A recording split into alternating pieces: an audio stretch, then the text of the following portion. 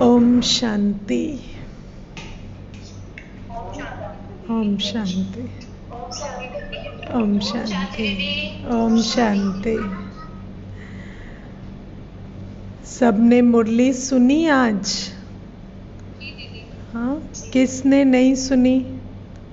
हाथ उठाओ, किसने नहीं सुनी? हाँ, अच्छा, सुनंदा बहन ने। हाँ, और किसने नहीं सुनी मुरली आज? कोई और नहीं? ठीक है, ठीक है, कोई नहीं। सुनंदा बहन, धीरे धीरे सुनना है ना, एक जिस दिन टाइम हो थोड़ा सुन के बैठना, ठीक है। तो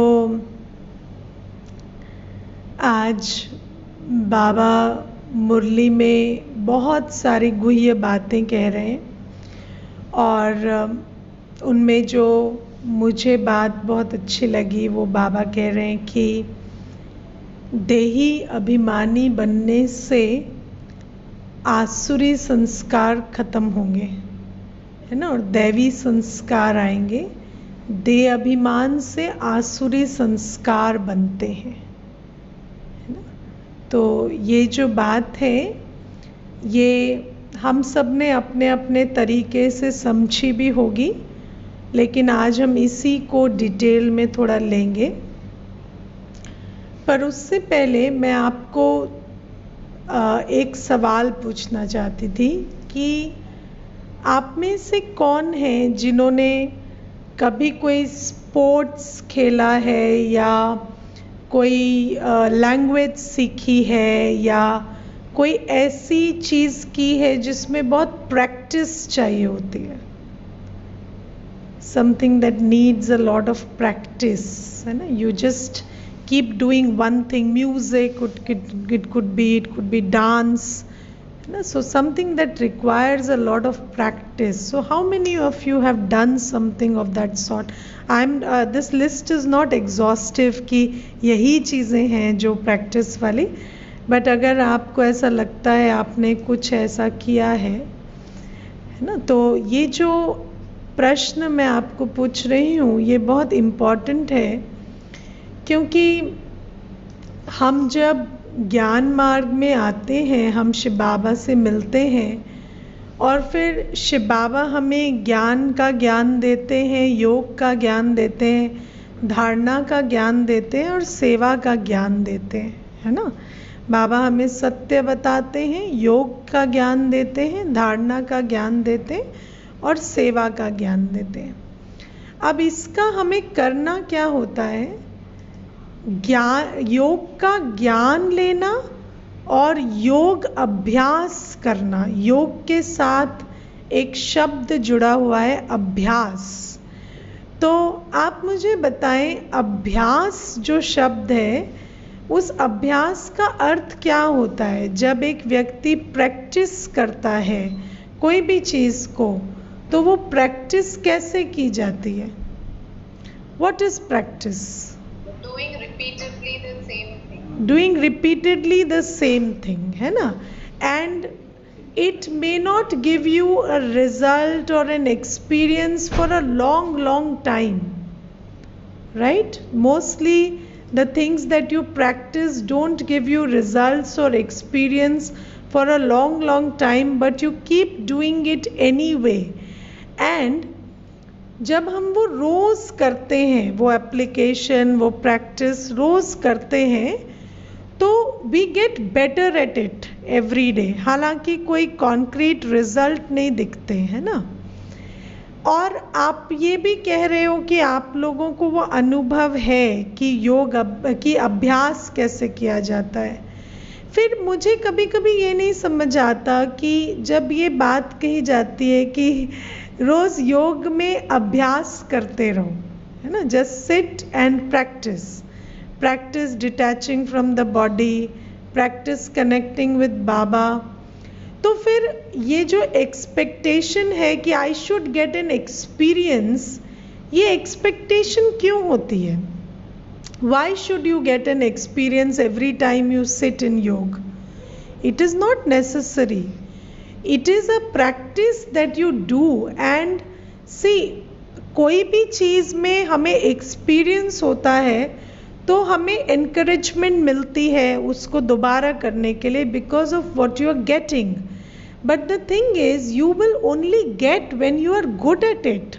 अभी हम ये सोचें कि हम पहले ही दिन बैठे या हम एक ही साल बैठे. अब कोई कहे MBBS में मैंने एडमिशन लिया और 1 साल से मैं पढ़ रहा हूँ और मुझे तो अब डिग्री मिल जानी चाहिए, तो नहीं भाई, वो कोर्स ही 5 साल का है, आपको वैसे डिग्री नहीं मिलेगी. है ना. तो ये जो बात है, हम क्यों नहीं ये बात हमारी बुद्धि में बैठती कि हमें योग करना है, हमें योग अभ्यास करते रहना है, और करते करते करते धीरे धीरे we will become good at it.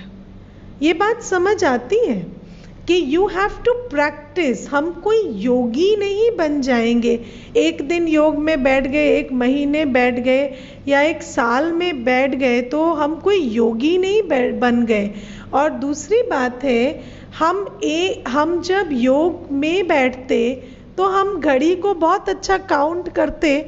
मैंने ये भी देखा है कि देखेंगे कि 5:35 पर नहीं, 5:34 पर बैठा था, है ना. तो 1 मिनट भी जो है वो एक्स्ट्रा काउंट करेंगे कि हाँ भाई 5:34 से लेकर 6:04 तक बैठा, तो एग्जैक्टली आधा घंटा मैं बैठा योग में. लेकिन आप सोचो कि जब हम योग नहीं कर रहे होते, जब हम वियोगी होते हैं, तो क्या हम काउंट करते हैं कि उन वियोग के पलों में हम कितने सारे नेगेटिव थॉट्स, कितने सारे वेस्ट थॉट, कितनी फीलिंग्स हम क्रिएट कर रहे हैं? We are not aware. तो अब आप सोचो कि मैं अगर आपको कहूँ कि एक व्यक्ति है, वो एक्सरसाइज तो रोज़ 45 मिनट करता है पर उसकी हेल्थ इम्प्रूव नहीं हो रही, तो आप मुझे क्या कहेंगे? वो तो ठीक है कि वो 45 मिनट एक्सरसाइज करता है, लेकिन वो बाकी पूरे दिन क्या करता है? अब वो बड़े बड़े काउच पे खाता रहता है, और या फिर ऐसे ही अपनी जो एनर्जी है उसको चैनलाइज नहीं करता, तो फिर उस व्यक्ति की तो हेल्थ इम्प्रूव होने का चांस नहीं है ना. तो इसीलिए ये जो हम कहते हैं हमें रिजल्ट नहीं मिल रहा, हमें ये नहीं हो रहा, क्या सचमुच हमें लगता है कि हम इतना कर रहे हैं कि हमें विजिबली रिजल्ट्स दिखने चाहिए? हाँ. तो मैं देखो, एक भाई मुझे आज कहते हैं कि मैं 2 साल से ज्ञान में चल रहा हूँ, मुझे फ़र्क नहीं पड़ा. तो मैंने कहा कि फ़र्क क्या पड़ना चाहिए था? तो मुझे बोले कि मैं अभी भी डरता हूँ, मैं अभी भी परेशान होता हूँ. तो मैंने कहा 2 साल में आप जब भी मेरे साथ अकेले में बैठे, आपने यही कहा मेरा बिज़नेस ठीक नहीं चल रहा, बाबा को बोलो मेरा बिज़नेस ठीक कर दे, बाबा को बोलो ये ठीक कर दे. आपने तो कभी नहीं बोला बाबा को बोलो मेरा मन ठीक कर दे. जब आपका लक्ष्य ही नहीं था 2 साल कि आपका योग बाबा से लगे या आप आत्मा पावरफुल बने, आपका तो लक्ष्य यही रहा कि बिजनेस ठीक हो जाए, बिजनेस ठीक हो जाए. तो देखो अभी बाबा ने बिजनेस ठीक कर दिया ना. बिजनेस कैसे ठीक कर दिया? सबका खराब कर दिया. सबके हालत खराब है. तो अब आपको ठीक लग रहा है, यू आर फीलिंग बेटर, इसीलिए आज आपको होश आया है कि आपको डर लगता है या आपको ये चीज़ें होती है. पहले तो आपको होश भी नहीं आया था इस बात का, क्योंकि अभी सभी दुखी हैं, तो आप रिलेटिवली सुखी हो गए.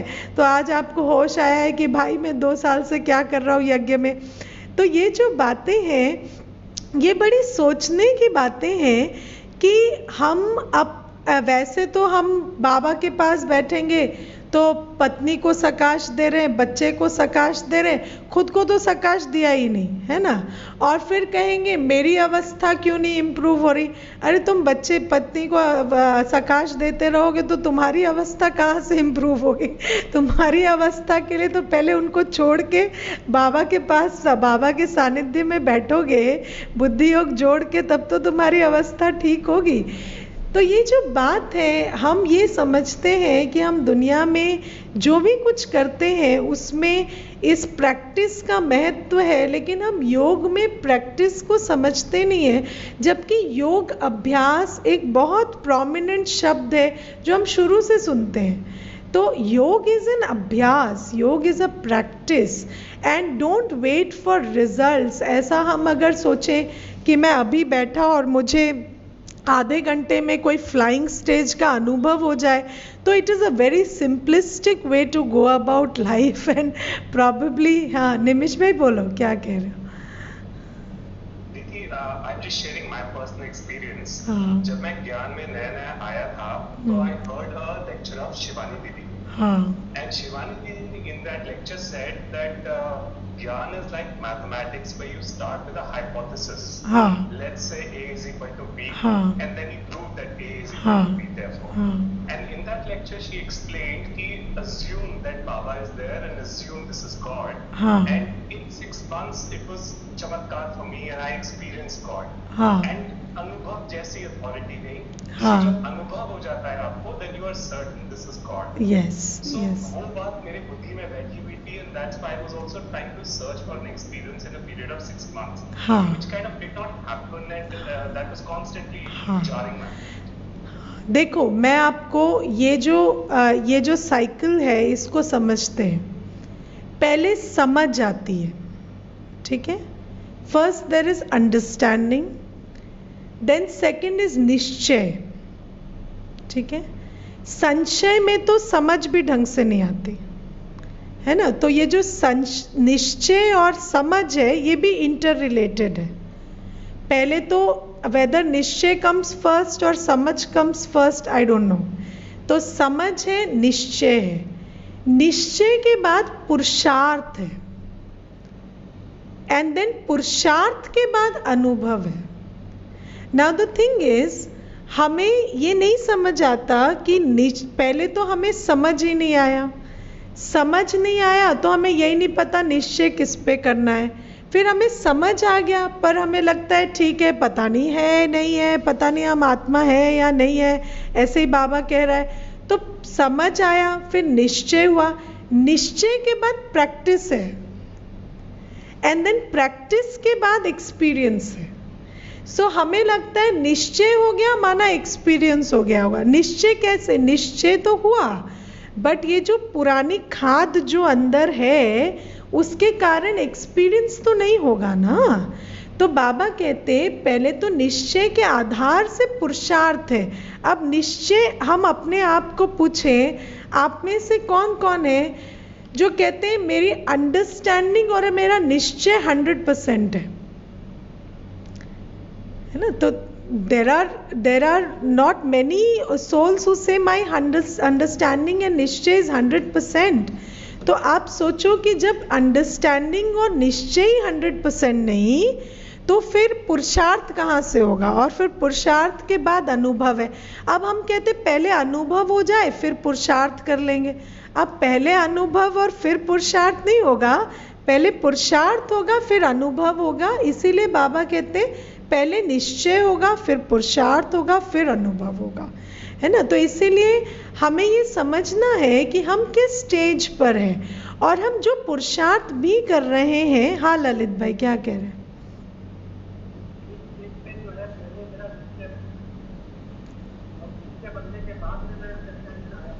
हाँ हाँ हाँ हाँ, नहीं देखो अनुभव एक चीज का हुआ कि बाबा है, लेकिन हमें ज्ञान का अनुभव तो नहीं हुआ ना। ज्ञान के ऊपर तो हमें निश्चय करके ही प्रैक्टिस करना पड़ता है। जैसे अब ड्रामा की बात है तो you have to suppose and you have to have faith in it, in that suppose. वो जो हाइपोथेसिस वाली बात कही कि you have to assume with faith that this is like this. ज्ञान की हर पॉइंट पे हमें, आप देखो इट इज़ वेरी इंटरेस्टिंग, हमें बाबा पर निश्चय हो जाता है, बाबा के ज्ञान पर नहीं होता है ना। कई बार व्यक्ति कहता है मुझे बाबा पर तो निश्चय है लेकिन 5000 वर्ष के ड्रामा पर निश्चय नहीं है। तो ये जो सारी बातें हैं ये सब इंटर रिलेटेड है। So what I am telling you is you will not get an experience right away. There is a big process to it and what we have to do is we have to persevere. अब योग में एक चीज तो ये perseverance या practice है। दूसरी बात जो बहुत इम्पॉर्टेंट है वो है कंसंट्रेशन, क्योंकि for any thought, for any idea to turn into an experience, you need concentrated thinking about it. अब मैं आपको अगर पूछूं, हम सब अपना कंसंट्रेशन चेक करें, हमारा कंसंट्रेशन लेवल क्या है. जब और a very good way to check our concentration level is when you listen to the murli, है ना. when you listen to the murli, are you able to register all the points in the murli, right? तो आप सोचो कि जब हमारे कानों में एक आवाज आ रही है, उस आवाज पर हम अपने मन को एकाग्र नहीं कर पा रहे, तो ये कहना कि जब आवाज भी नहीं है तब अपने मन को खुद से चलाकर एक बात पर एकाग्र कर लें, this is a big challenge. तो योग में कंसंट्रेशन का बहुत महत्व है, और कंसंट्रेशन हमारा बहुत खराब है आज, क्योंकि आप किसी भी, आप बाबा पर अपने ध्यान को एकाग्र करें या स्व पर करें, तो वो एकाग्रता में जो कंसंट्रेशन की एबिलिटी चाहिए वो हमारे अंदर आज नहीं है. इसीलिए ये जो प्रैक्टिस है, it is not just the practice for yoga, it is a practice for concentration also, है ना. सो it's not, you are not concentrating on something outside, but you are concentrating on something inside based on ज्ञान, but then it is anyway concentration, क्योंकि जब तक concentration नहीं होगा तब तक तो आप उस thought को experience या feeling में convert नहीं कर सकते ना. तो इसीलिए one has to understand that it is very what do you say, unfair of us to to always keep complaining कि मुझे एक्सपीरियंस नहीं हो रहा, मुझे एक्सपीरियंस नहीं हो रहा. एक्सपीरियंस इतना जल्दी आपको नहीं होगा. एंड और अगर हम ऐसा सोच रहे हैं, we are being very naive about it, we are not understanding. Baba कहता है विश्व की राजाई लेना मासी का घर है, मासी का घर नहीं है, पर विश्व की राजाई तो बहुत बड़ी बात है. आज सचमुच अपने आप को आत्मा अनुभव करना भी 5 मिनट के लिए कॉन्सेंट्रेटेड तरीके से मासी का घर नहीं है, क्योंकि ये जो हमारी एबिलिटीज़ है, because of this multi screen and multi tasking and all of that, our concentration has suffered big time, है ना.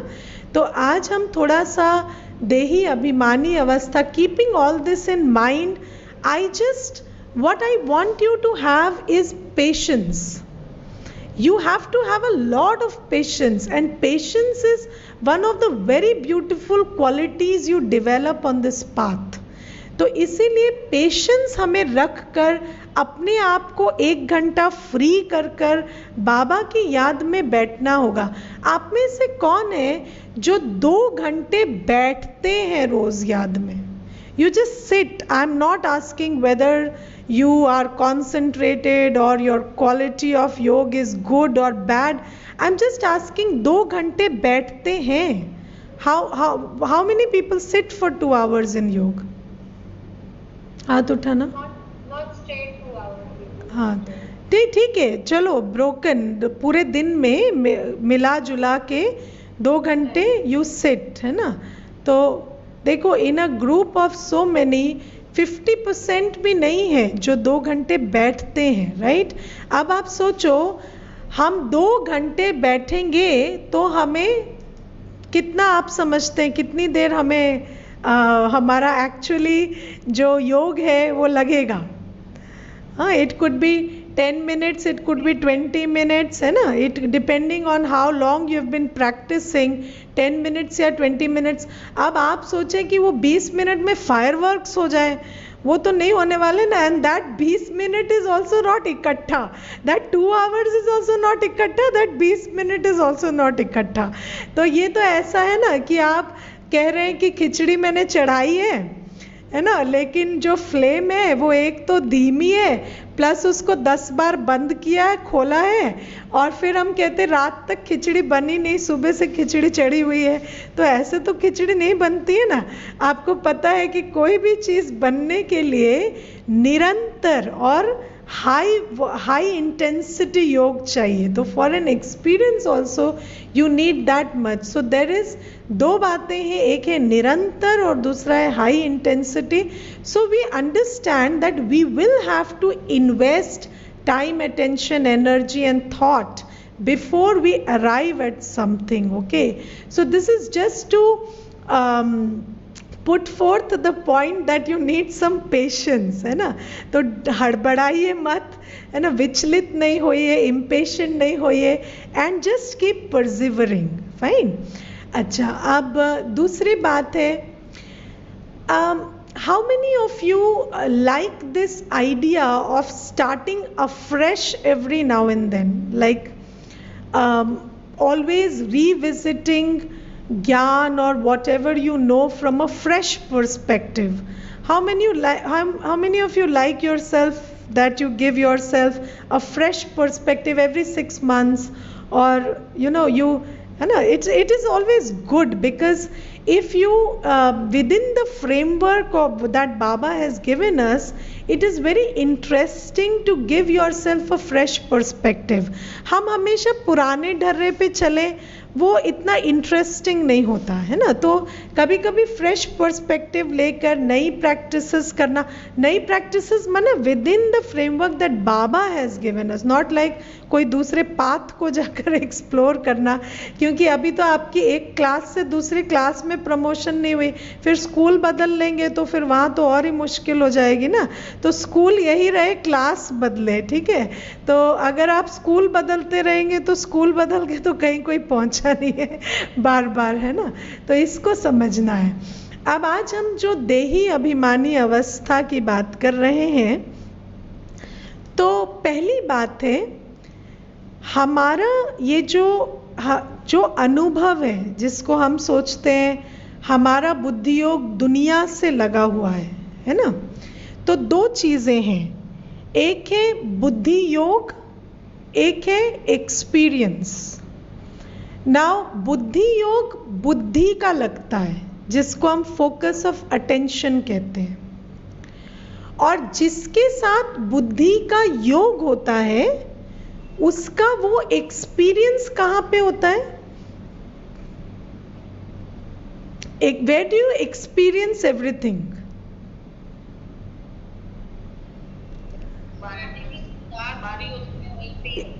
मन में होता है ना। It is the mind.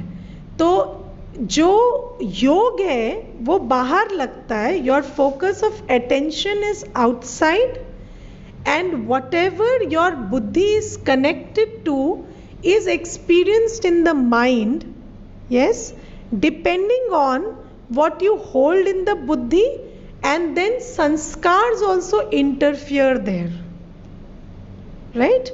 जैसे अगर मेरा बुद्धि योग अभी मेरे पास एक इंफॉर्मेशन है कि आज के कोरोना वायरस के सिचुएशन में इतनी डेथ्स हो गई एक जगह पे, ठीक है। तो ये इंफॉर्मेशन मेरी बुद्धि में है। Now because my focus of attention is there, मेरे अंदर फियर का एक्सपीरियंस होगा या इंस्टेबिलिटी का एक्सपीरियंस होगा, या फिर मेरे अंदर ये एक्सपीरियंस होगा कि I should give sakash to them, मेरे अंदर बहुत सारी शुभ भावना जाएंगी उन आत्माओं के लिए जिन्होंने शरीर छोड़ा, डिपेंडिंग ऑन माय संस्कार, है ना। तो दिस इज हाउ मन, बुद्धि एंड संस्कार वर्क, राइट। तो बुद्धि is the focus of attention. बुद्धि में शक्ति होती है तो विल पावर अच्छी होती है, कॉन्सेंट्रेशन अच्छा होता है, and you can cling to an idea or a concept or to anything that is happening somewhere for a long time, है ना। तो बुद्धि का फोकस जहाँ होता है, मन उसको अनुभव करता है, और मन जो अनुभव करता है उसमें हमारे संस्कारों का कुछ कंट्रीब्यूशन भी होता है, राइट। अब हम आज एक अभ्यास करेंगे जिसमें हम सबसे पहले देखेंगे कि I am not experiencing anything outside, I am experiencing everything in the mind. Okay, so we will try to come to this awareness or this realization that whatever I am experiencing is being experienced in the mind, not outside. ठीक है, चलिए.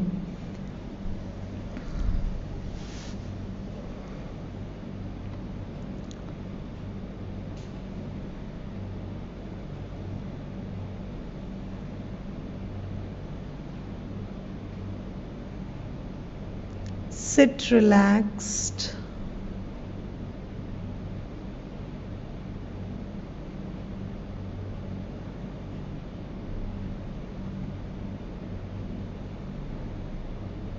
And gently become aware of two worlds operating simultaneously.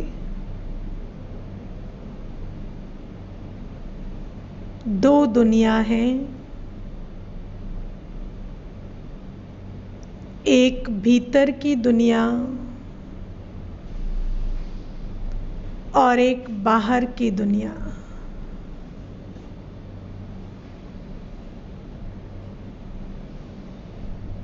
बाहर की दुनिया में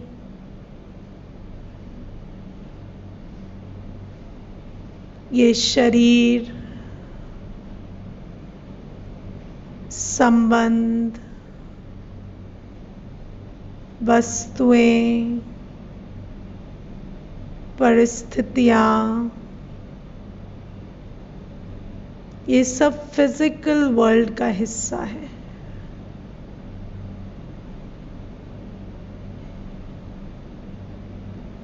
और भीतर की दुनिया में मन है.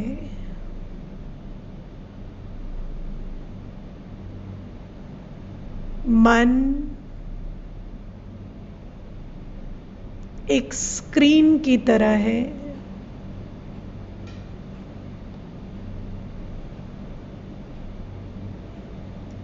मन में सोचने और अनुभव करने की शक्ति है.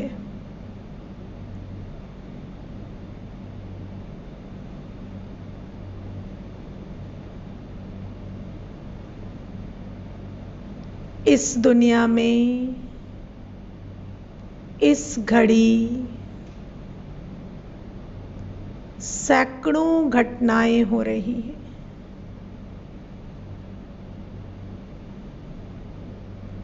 शरीर से शुरू कर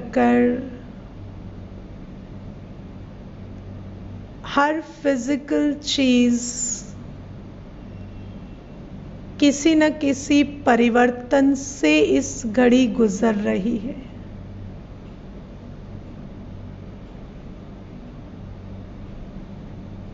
लेकिन मेरा मन वही अनुभव करता है जहां मेरी बुद्धि का योग है.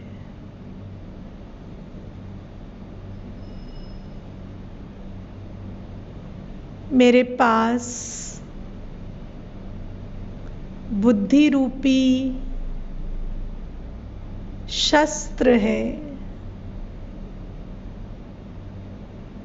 जिससे मैं जहाँ चाहूँ, जब चाहूँ, जितनी देर चाहूँ अपना ध्यान केंद्रित कर सकती हूँ.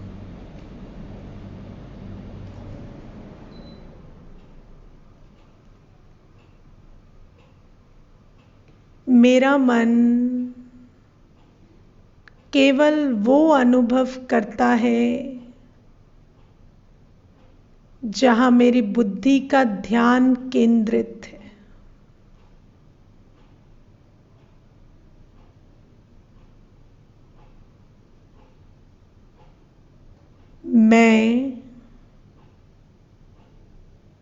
मन बुद्धि की मालिक हूं। मैं बुद्धि का मुख बाहर से भीतर की तरफ मोड़ देती हूं।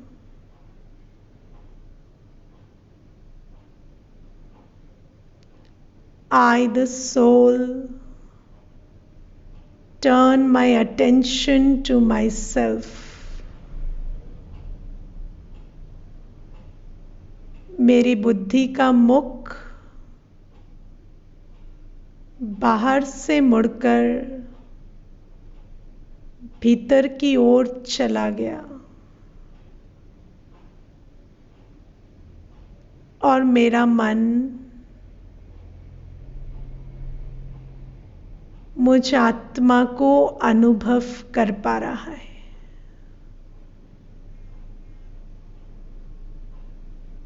देखें, अपने बिंदु स्वरूप को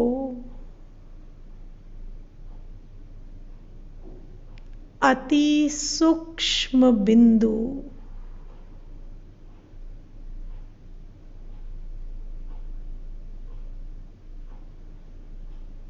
शांत सितारा,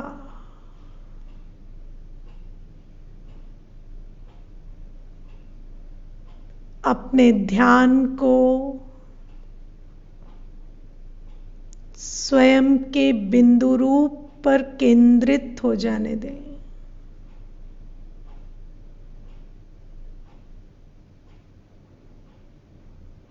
और अपने मन को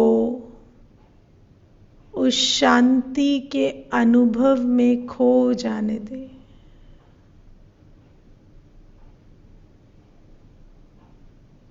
मैं सिर्फ एक सितारा हूं,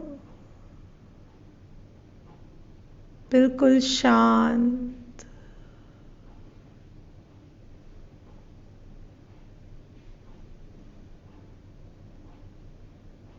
मैं जैसे एक शांत गुफा के भीतर स्थित एक टिमटिमाता सितारा हूं।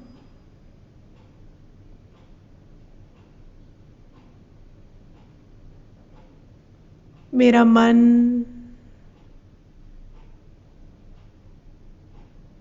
इस सुंदर अनुभव में एकाग्र हो चला है।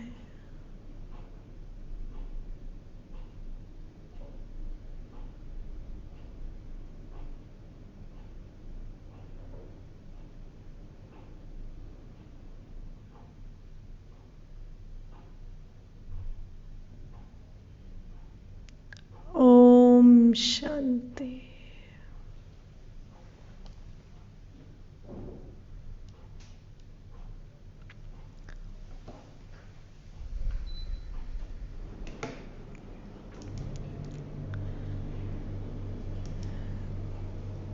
तो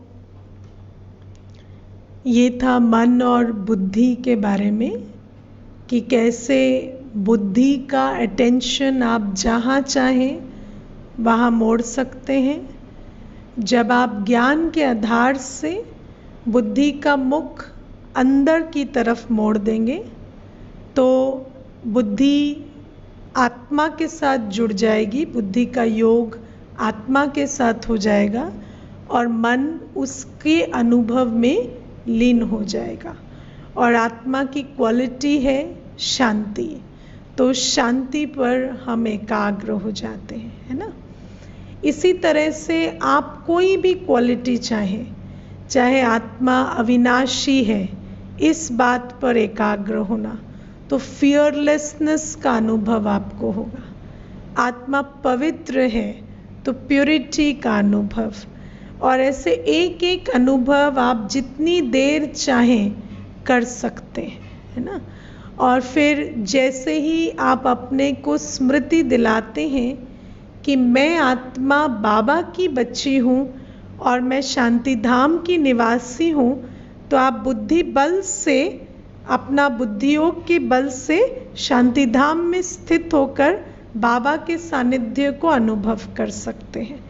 लेकिन ये अनुभव करने के लिए आपको बैठना होगा और टाइम देनी होगी, है ना। और जैसे कोई बीच में थॉट्स आते हैं तो क्या करना है, बुद्धि के कंसंट्रेशन पे काम करना है ना। बुद्धि क्या करती है, चित्र बनाती है ना। बुद्धि जहाँ लगी हुई है उसका चित्र पर फोकस रहेगा। तो जितना हम बुद्धि को अपने पर केंद्रित कर कर रखेंगे और मैं आत्मा एक सुंदर सितारा हूँ, इस चित्र पर मेरी एकाग्रता होगी, उतना मेरा मन जो है वो भटकेगा नहीं और हम उस अनुभव में एकाग्र हो सकेंगे। So this is something you practice. और आज बाबा ने बहुत मीठा, वैसे तो पूरी मुरली में इतने सारे पॉइंट्स हैं कि अगर हम उसकी गहराई में जाएं तो शायद उतना टाइम हमारे पास नहीं है, लेकिन आज बाबा ने देही अभिमानी माना सोल कॉन्शियस होने और आसुरी संस्कारों पर विजय पाने के कनेक्शन को समझाया, है ना। तो अब क्या होता है कि क्योंकि हमारा मन जो है वो सब कुछ एक्सपीरियंस करता है, और जब हम बॉडी कॉन्शियस होते हैं तो हम अपनी ईगो के साथ फ्यूज्ड होते हैं। मैंपन, मेरापन, मेरा विनाशी चीज़ों के साथ जुड़ा होता है। तो इसीलिए जो विनाशी और परिवर्तनशील है उसकी इंस्टेबिलिटी, उसके अनस्टेबल होने के कारण भय, उसके सेंस ऑफ लॉस का दुख, वो सारा कुछ हम रिपीटेडली एक्सपीरियंस करते रहते हैं मन में। और मन में जब हम वो रिपीटेडली एक्सपीरियंस करते हैं तो वो संस्कार बनते जाते हैं। इसीलिए बाबा कहते हैं जब तुम बॉडी कॉन्शियस हो तो आसुरी संस्कार बनते हैं, और फिर जब हम सोल कॉन्शियस होते हम आत्मा के गुणों, आत्मा के अविनाशीपने, मैं किसकी हूँ, मैं कहाँ से आई हूँ, इस पर हम बार बार फोकस करते तो अनुभव जो है वो सुखदायी बनता, तो दैवी संस्कार बनते, राइट। तो ये कनेक्शन है। और आज वरदान में बाबा ने क्या कहा, वरदान में बाबा ने बहुत अच्छी बात कही। क्या कही? If we are wasting time on wasteful thoughts, then it is also apavitra. नहीं, वरदान में क्या कहा? और श्वेता बहन आप हाथ उठाओ ना, सबको बोलने का चांस देना है ना, तो आप हाथ उठाओ, आपको बोलने को कहा जाए। हाँ, रूहानी लाइट के द्वारा वायुमंडल को परिवर्तन करना है ना आप लोग। तो ये जो रूहानी लाइट के द्वारा वायुमंडल को परिवर्तन करना, किस किस ने इसको प्रैक्टिस किया आज? प्रैक्टिस किया?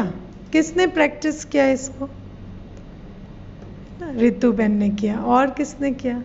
देखो कितना अच्छा वरदान आज बाबा ने दिया है ना, और वो वरदान इतना एक्सपीरियंशियल है। श्वेता बहन ने भी किया है ना, तो वरदान इतना एक्सपीरियंस में ले जाने वाला वरदान है। लेकिन अगर हम प्रैक्टिस नहीं करेंगे तो हमें अनुभव कैसे होगा? बाबा ने कहा कि जैसे एक स्थूल लाइट है, ग्रीन बल्ब जलता है तो ग्रीन लाइट हो जाती है, ऐसे ही तुम सुख या पवित्रता, दो बातें आज बाबा ने कही। वैसे तो सभी गुणों में हम स्थित हो सकते हैं, लेकिन जैसे ही मैं पवित्रता की लाइट अपने अंदर जलाऊंगी तो मेरे वातावरण में पवित्रता का अनुभव होगा। और वो जो लाइट है वो दिखाई देती है, पर ये लाइट अनुभव होती है ना। तो हम इसको जितना अभ्यास करेंगे, जैसे कहा जाता है दुनिया में the only way to change is by influence, है ना। तो हम किसी को भी परिवर्तन करना चाहते हैं तो उनको कहने से परिवर्तन नहीं होता, उनको प्रभाव डालना होता है उन पर, है ना। और वो जो प्रभाव है, अब दूसरी बात जो दुनिया में कही जाती है वो ये है कि 90% कम्युनिकेशन नॉन वर्बल होता है ना। तो जो हम नहीं कहते वो 90% कम्युनिकेट होता है। तो जो हम अंदर सोचते हैं, जो एटीट्यूड रखते हैं, जो वाइब्रेशन हमसे जाती है, वो सामने वाले को 90% प्रभाव डालती है। आपने देखा है कि जैसे आप किसी को कोई एक्ट करते देख रहे हैं, कोई ड्रामा में या फिल्म में, तो वो बहुत अच्छे डायलॉग बोल रहे हैं, लेकिन फिर भी आप कहते हो इनसे ना कनेक्ट नहीं कर पा रहे हम। और कोई होते हैं जो डायलॉग इतना नहीं कह रहे, एक ही सीन होगा, लेकिन उनकी जो whatever they are feeling gets communicated to you, right? तो now you see, even you 90% communication non verbal है, ये आप स्क्रीन से भी फील कर पाते हो। When somebody is on the screen and you are outside, you can feel what they are feeling. तो आप सोचो, when you are in that auric field, तब कितना उसका प्रभाव पड़ता है ना। बट क्योंकि हम बहुत बॉडी कॉन्शियस हैं, तो we always focus on what we are speaking, what we are doing. We don't focus on how I am thinking, what feelings I am holding, what attitude I am holding for the souls around me. अब इसमें एक और बात related है, वो ये है, हमारे पास एक ही मन है। हमारे पास कोई 2 4 6 मन नहीं है कि एक मन में तो हमने इसके लिए जहर रख लिया और दूसरे मन से हम विश्व को शुभ भावना दे रहे हैं। ऐसा नहीं है ना। तो हमारे पास एक ही मन है। अगर हम कभी भी दिन में किसी के लिए भी, किसी घड़ी भी दुर्भावना अपने मन में लाते हैं, तो फिर वो मन मैला हो जाता है और उस मन के कारण हमारी वाइब्रेशन मैली हो जाती है। और जो भी हमारे संपर्क में आते हैं, उनको हमसे वही वाइब्रेशन मिलती है, वो मैली वाली। चाहे इसीलिए ये जो बात है पेरेंटिंग में बहुत बार समझाई जाती है कि आप ऑफिस गए, ऑफिस में बॉस आपका एजिटेटेड है, आप उनके संपर्क में, you didn't maintain your energy field, you got affected, and then when you came home you brought that energy of agitation with you. Now you love your child, you want to send loveful vibrations to the child, but बच्चे को क्या मिल रहा है? बच्चे को मिल रही वो agitation, वो डिसकंटेंटमेंट, वो इरिटेशन। क्यों? क्योंकि that is your energy field right now. तो इसीलिए हमें बहुत ध्यान देना चाहिए कि हम अपना बल्ब, अपना पर्सनल बल्ब लेकर चलें। जब हमारा बल्ब ठीक जगा हुआ होगा तो हम दूसरे के अंधेरे से अफेक्टेड नहीं होंगे, है ना। अगर एक लाइट का प्रभाव बहुत अच्छा है तो दूसरी लाइट वहाँ जलती भी है तो उसका इतना प्रभाव नहीं आएगा, है ना। जैसे रेड लाइट जलती है लेकिन वाइट लाइट जलते हुए रेड लाइट जलेगी तो रेड लाइट का इतना प्रभाव नहीं आएगा। इसीलिए it is very important to create your own energy field early in the morning. मैं पवित्रता, सुख, शांति के वाइब्रेशंस अपने मन में क्रिएट करूँ। Let it flow into your body, let it affect your hormonal system, and then when you set out to meet people, to be in situations, it will be a different kind of a transaction, है ना। तो ये जो आज बाबा ने हमें वरदान दिया, इस वरदान को हम सुबह सुबह अप्लाई करें और महसूस करें कि मैं जब यहाँ शांत हूँ तो वो जो शांति है वो सिर्फ यहाँ तक सीमित नहीं है, लेकिन मेरे शरीर के हर अंग में वो शांति की जो एनर्जी है वो है, एंड ऑल्सो बियॉन्ड इट, है ना। तो यू शुड फील दैट हमारा जो सूक्ष्म शरीर है, लाइट का शरीर है, उसका एक्सटेंशन बियॉन्ड दिस भी है।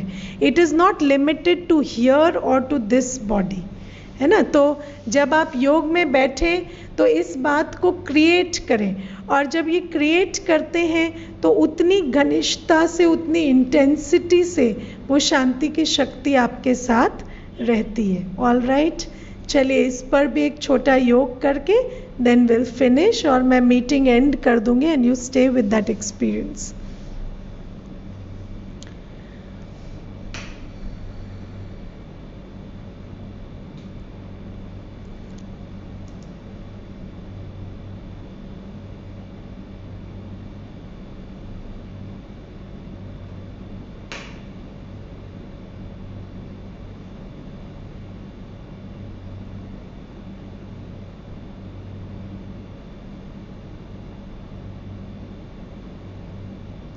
अपने बुद्धि का मुख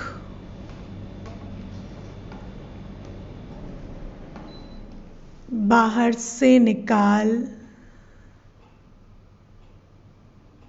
भीतर की तरफ मोड़ दें।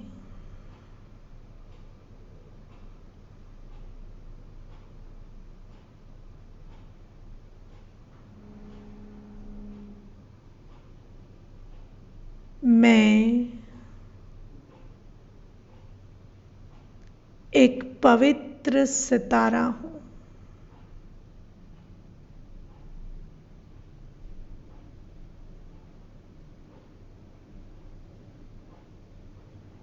मेरा मन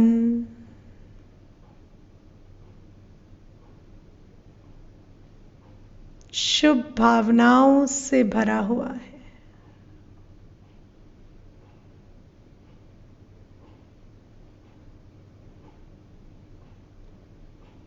हर आत्मा के प्रति, भविष्य के प्रति, परिस्थितियों के प्रति मेरे मन में केवल शुभ भावनाएं हैं।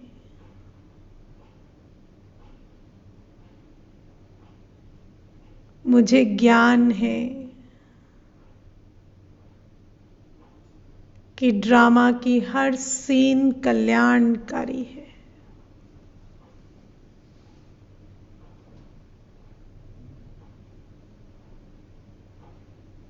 मेरा मन प्रश्नों से परे,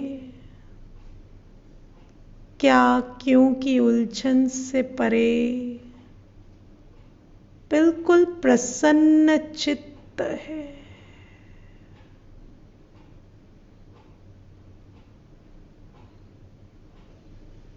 जो हुआ वो अच्छा, जो हो रहा है वो उससे अच्छा, और जो होगा वो सबसे अच्छा। इस ज्ञान बिंदु पर मेरा संपूर्ण निश्चय है।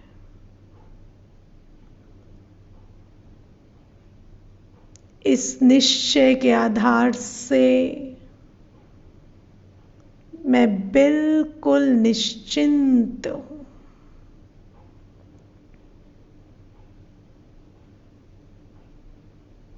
मेरा मन प्रसन्नता, निश्चिंतता और शुभ भावनाओं से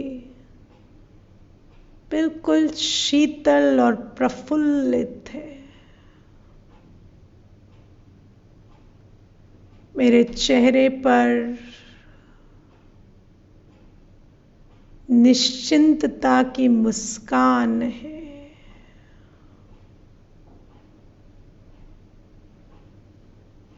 मेरे शरीर का हर अंग बिल्कुल शीतल है।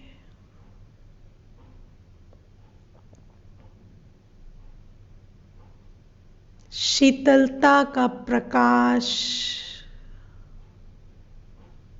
मेरे रोम रोम में समाया हुआ है।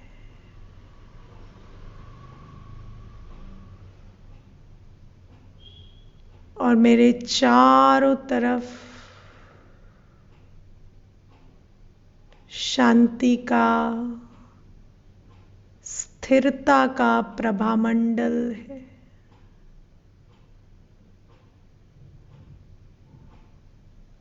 अपने आप को देखें,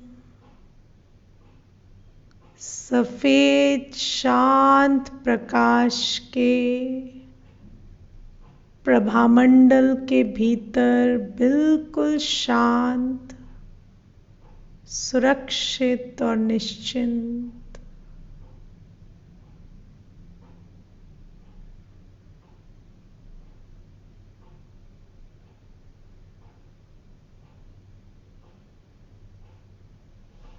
कुछ देर इसी अनुभव में एकाग्र हो जाए।